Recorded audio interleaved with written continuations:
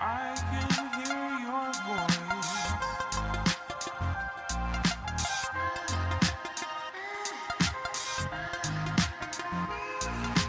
I can hear your voice. ATG split squat en isométrie niveau facile. Donc l'idée ici, ça va être de venir réaliser le mouvement du ATG split squat en position facile. Donc en position facile, moi je te conseille d'utiliser une box pour pouvoir surélever le pied avant.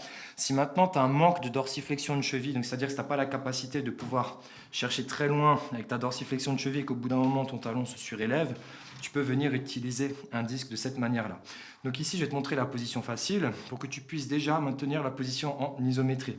Le split squat, qu'est-ce que c'est? Ça va être une très grosse flexion du genou sur la jambe avant et une très grosse extension de hanche avec une extension du genou également sur la jambe arrière. Donc, dans un premier temps, tu vas trouver ton écart entre tes deux pieds.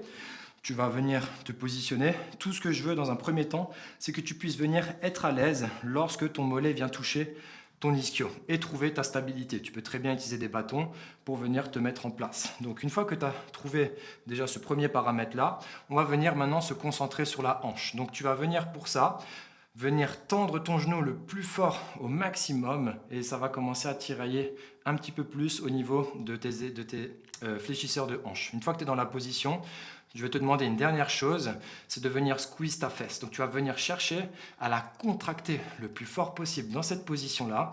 Et encore une dernière chose que je vais ajouter, c'est venir faire une extension thoracique pour encore plus étirer toute cette zone. Et là, tu décides de maintenir le temps qui t'a été donné par ton coach. Ça peut être 10 secondes pour commencer, 15 secondes, 20 secondes, avec ou sans charge, en fonction de ta progression.